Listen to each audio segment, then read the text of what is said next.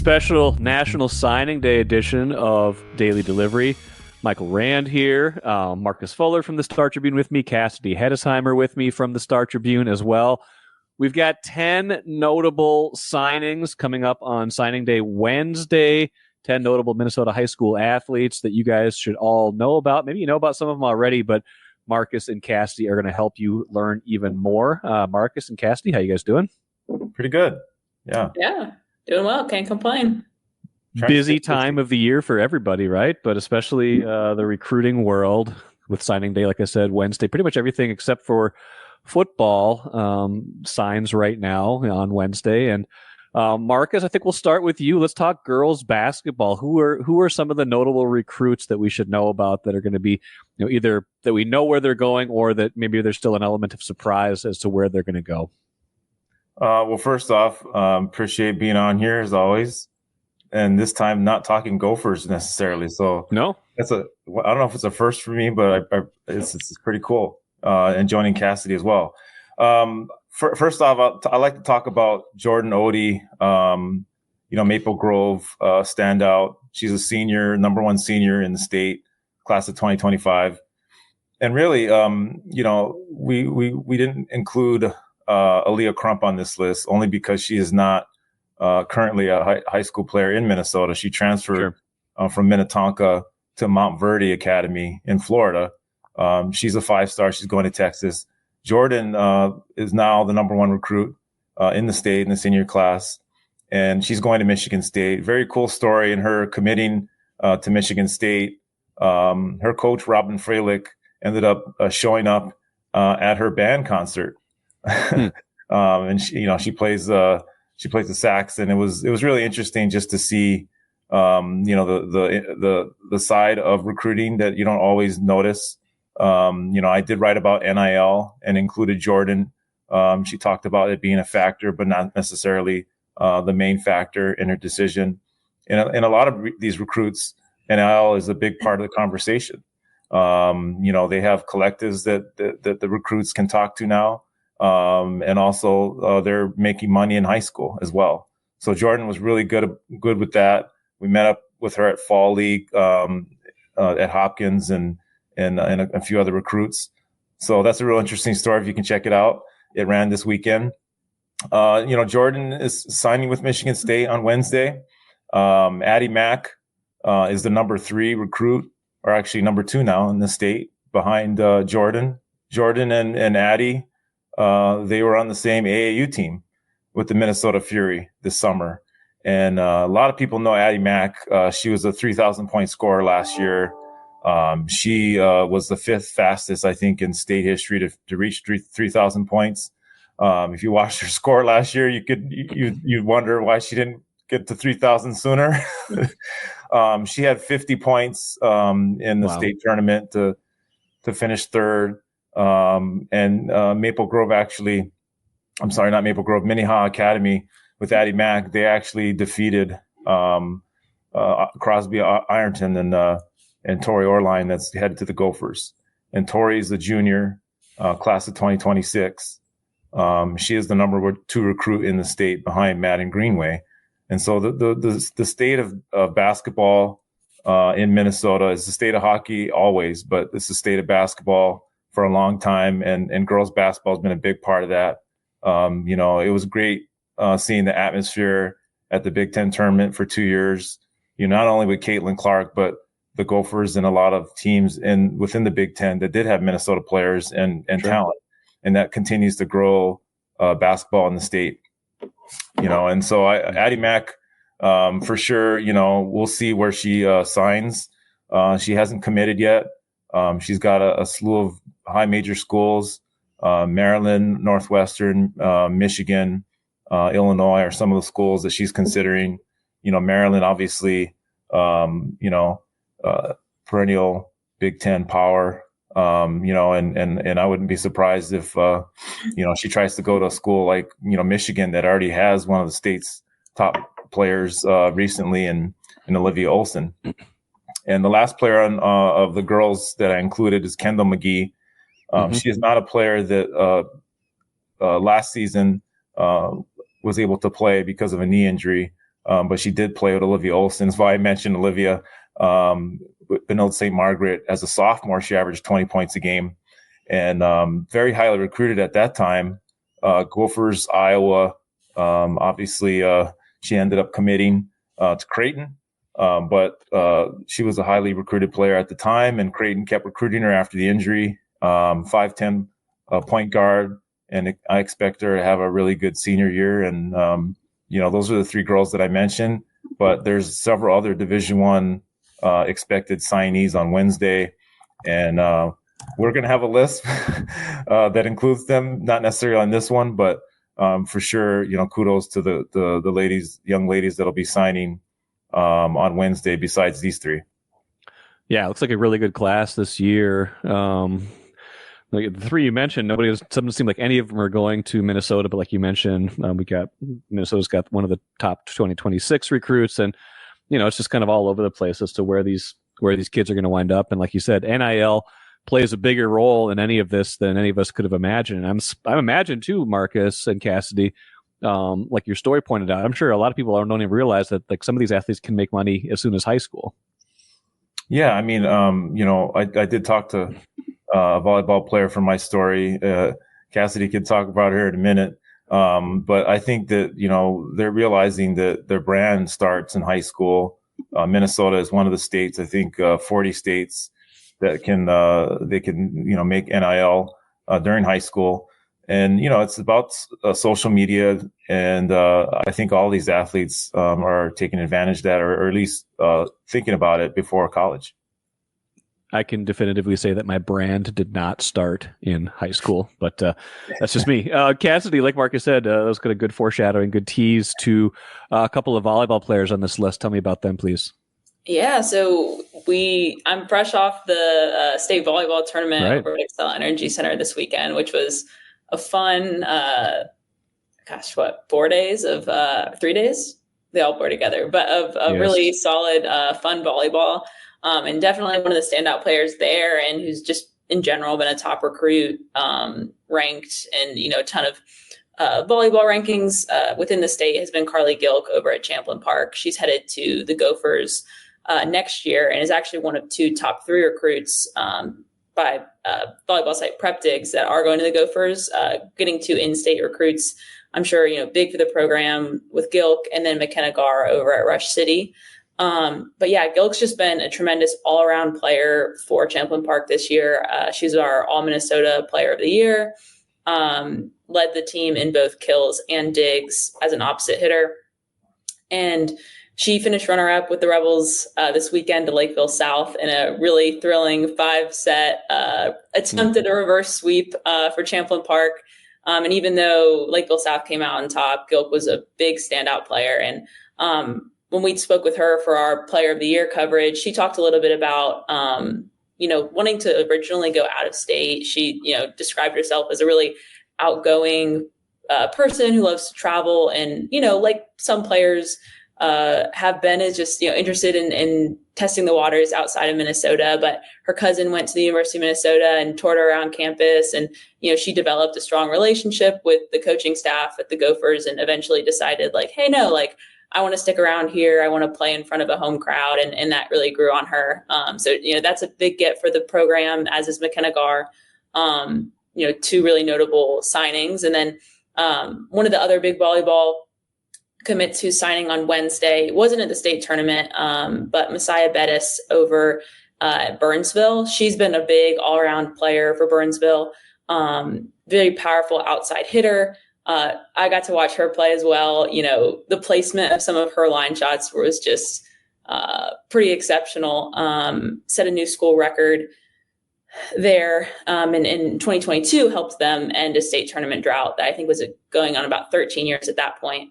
And she's been tasked with doing a lot for Burnsville. Not as strong of a program in recent years, but it's definitely improving year after year, and she's been a big part of that. And when I spoke with her, she was just talking about being excited to really test herself against some of these Big 12 teams and jump in at Iowa State. I think they're currently sitting at 9-13 right now, but a lot of their matches have been, 3-2 losses. They're taking sets in all but 2 of their losses. So I think, getting to be there and, try to position ourselves as, maybe the cutting edge that can help turn some of those losses into wins is a really cool opportunity there with the Cyclones. Cool. Yeah, I feel like players have different motivations for going different places, but I do like the idea of going somewhere and kind of getting in on the ground floor and trying to elevate a program. So cool that she is attempting that. Kind of sounds like the same thing she maybe did at Burnsville and trying to help turn that program around as well. Marcus, tell me about a couple boys basketball players on our list of notable prep recruits signing this Wednesday. Yeah, I appreciate Cassidy mentioning Carly, so we can get a Gopher recruit in there, because for basketball this year there won't be any in state for the ladies or their men, but the number one player in the state is actually a debate. Prep Hoops has Chase Thompson as number one, and Rivals and 24/7 has Tommy Aneeman as number one. Tommy's actually from North Dakota, from Fargo. Shout out. Yep, transferred in. I've actually been, not a lot of people know because I don't have it in my bio, but right after college, I ended up in Minnesota, but I did end up in North Dakota for a little while. No, I didn't know that. Yes, covering. Well, that's where I'm from, right? I'm from Grand Forks, so yes. And yeah, so Grand Forks. That's why I mentioned it. I did work there for a little bit. Shout out to Grand Forks Herald. Wow, really helped my career. But hasn't come a long way, I guess, from North Dakota. Just like Mike hasn't come a long way from North Dakota to get here. But he did take over the state as soon as he got here. And in fact, he was already an AAU player here in the state at Howard Pulley, and in the spring he went from just a couple Division I offers. It didn't take too long, and he already gained almost half the Big Ten and several other high major conferences. Did ended up picking Notre Dame over the Gophers in Iowa, and in Nebraska. And it's nothing, no knock on the Gophers at all. I think they recruited him very hard. But again, sometimes these kids want to go out of state, and he's one of them that really fell in love with Notre Dame and their program. And, like Cassidy was talking about Iowa State for volleyball, Notre Dame's struggling a little bit with their new coach. He's there for a couple of years now. But he's going to come in there and arguably, help turn that program around. I think at the time when Tommy committed to Notre Dame, they had the number one recruiting class in the country. Including some other 4-star recruits, but they're top 5 at this point. So, he's in a rebuilding situation, but with a lot of talent coming in. Chase Thompson from Alexandria, he's still in the state tournament with football, I believe, in the semifinals. He's a quarterback, 6'8" quarterback. That's tall for a quarterback. Jeez. Yeah. I'm trying to think of how many quarterbacks I remember that had that size. But he's definitely one. I'm trying to think. Isn't Joe Flacco's about 6'7", isn't he? Yeah. He's probably the tallest quarterback I can think of. At 6'8", that is tall for a quarterback. He's listed as 6'6", I see. Yeah, and he's he's just a natural athlete. In football, obviously he's got the talent, but he made it pretty clear that he wanted to play basketball, and he was recruited that way. Clemson ended up getting his commitment, but he did have offers from several other high majors, but I think he narrowed it down to Iowa, Clemson, and West Virginia. And going to Clemson, I mean, he's going to get an opportunity for NIL there. Alexandria is a small town. We don't call it outstate Minnesota anymore. We call it Greater Minnesota, right? But he's definitely a big name in Alexandria. His brother Trayton Thompson ended up playing for the Gophers a few years ago, and then transferred to Stetson.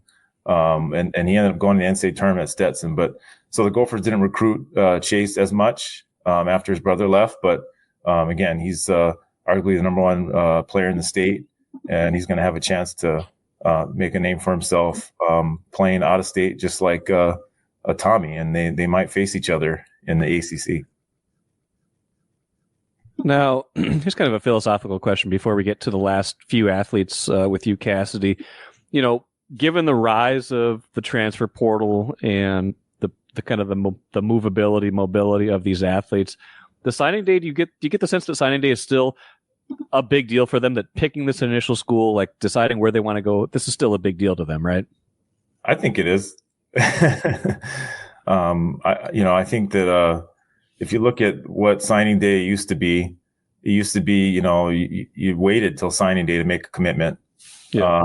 You had the hats there, and then you pulled it out and say, hey, and one program is, they're going nuts, and the social media has captured some of these fans, right? And I think that you don't have that intrigue anymore. I think there's a lot of players that just commit early, and sometimes a year early. Jordan Odie committed to Michigan State a year ago. Madden Greenway, one of the top juniors, she's making her decision, I believe, soon, in a couple weeks, maybe. And then she'll sign next year. So, the intrigue is gone. Addie Mack will still be trying to make a decision here on Friday between several schools. I remember when I used to always go to the signing days for a Gopher recruit, and it was gut wrenching, to see the recruits. I mean, you heard rumors, right, going in that it may or may not be the Gophers, but then when it wasn't, I mean, it was tough, even for the students that were watching, that maybe didn't know the inside scoop. A lot of them were maybe frustrated a little bit and happy at the same time. And then you had some that picked the Gophers, and then it was like, wow, this is incredible for the program. But no matter what, it's a very, very cool experience. And just the imagining, like, what the family and the players going through, because they all get to experience it together. I like just being at that, in that environment. And hopefully I can be there for one of those recruits this week. Yeah. Yeah. And I know what you mean, kind of about the whole, like, there isn't much suspense anymore. Like, there is very rarely the, putting on the hat, on the signing day and kind of psyching people out like that. And I can understand that, for some of these high level recruits, there's probably some relief that comes with, I picked a place, like, people aren't going to be, asking me all the questions, and, I put it out there publicly. But in talking with some, athletic directors and coaches, ahead of coverage of signing days, being there in person or whatnot, I think that, for schools that do hold some sort of, morning or after school celebration, I think it is cool that students still get a chance to celebrate in person. And, whether they're going D1 and we're talking about them on a podcast like this, or, they're going D3, like, I think that those things, those ceremonies still kind of serve as like a means of, like, leveling the playing field to make sure everybody gets celebrated. Cause, people might be getting, like, articles written about them on 24/7 and, talked about in podcasts. But, in reality, like, a lot of these athletes are achieving their dream no matter what level they're playing at. I know I could never have played, like, Division I athletics in college, but I know if I had decided to want to play D2 or D3, like, I would have still wanted to be celebrated. So I think it's, like, a cool opportunity to do that and kind of preserve that element of the process and that celebration. So I'm excited to get to see some of them. Yeah, that's a good point, because the high schools do a good job of making sure that they're all notable. They generally have a table where they're all sitting there, with their respective school cap or what have you. And they might, the applause might be a bit louder, for the person going to the Gophers or a particular Division I team. But generally, again, if you have the family there and they're excited about signing, I went to junior college right out of school, and there was no signing day for junior colleges, but it was still an important step for me to try to get to, Division I, which didn't happen. But, the fact that the matter is, like I said, and you said, they're all celebrated together. And I know the Star Tribune do our best to to cover as many people, or make sure to mention as many people as we can. Watch your dreams and savings grow with Royal Credit Union's 4.25% annual percentage yield 12-month certificate. Open now at any Royal office or online at rcu.org/certificate saver. Early withdrawal penalties could reduce earnings and principal. APY accurate as of 2/1/25. Insured by NCUA. And if we miss anybody on this podcast or on our list, give us a shout on email or social media, and we'll for sure try to get them the next time around. Well, Cassidy, let's hear a few more names before we go. I think you have a soccer player, a runner, and a wrestler to round out our list.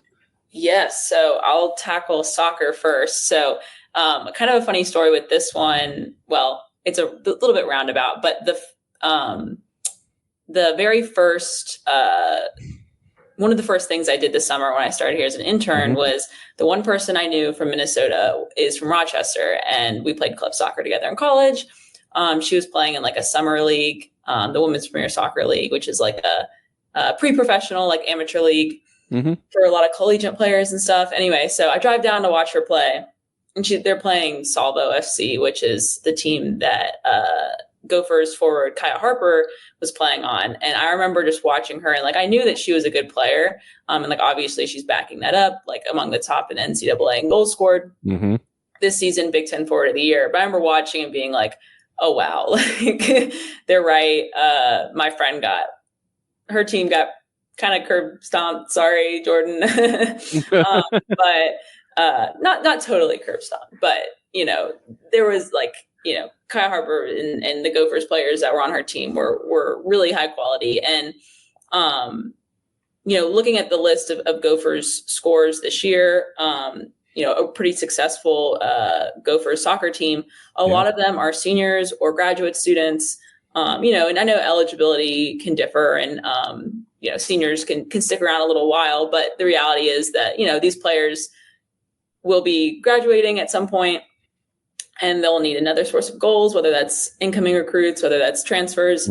And so they'll be happy to have YZ's Tenley Sendin coming in next year. She was Class 3A Miss Soccer this year, very well deserved. She scored 26 goals and helped YZ win a 3A title over Edina, which was a rematch of last year's. And man, just watching Tenley, like, not only can she finish, but she can really create her own opportunities, which I think is big, and kind of reminded me of what I saw this summer when I watched Kaya play. It was, when Sendin turns with the ball at her feet and runs at the back line, like, watch out. Like, she can carry. I think she scored a goal either in the semifinal or final of this year's state tournament that she probably carried the ball, 50 yards and scored from outside the 18. And she's playing against good teams too, full of, other college committed soccer players. So I think she's a real deal, and she'll be a good get for the Gophers. Awesome. Yeah, that should be, they've had a successful program. Definitely another good year for them. What about the runner on our list here? Yeah. So this is another athlete I got to see this summer, which was super cool at the state track meet when he won the 1600 and 3200. But wanted to shout out Robert Matura. I mean, he's been kind of the name in Minnesota boys cross country and distance track these past couple years. 2-time defending state champ in the 5K and cross country, won that just a couple of weeks ago. And he's committed to the University of North Carolina, Chapel Hill, which is a good program. They're currently ranked 11th in the nation. They just finished third at ACC, which is a competitive conference. Like, the two teams ahead of them are top teams as well. I believe it was Wake Forest and Stanford. That program peaked at, I believe, 4th last season. So, the consistently good team.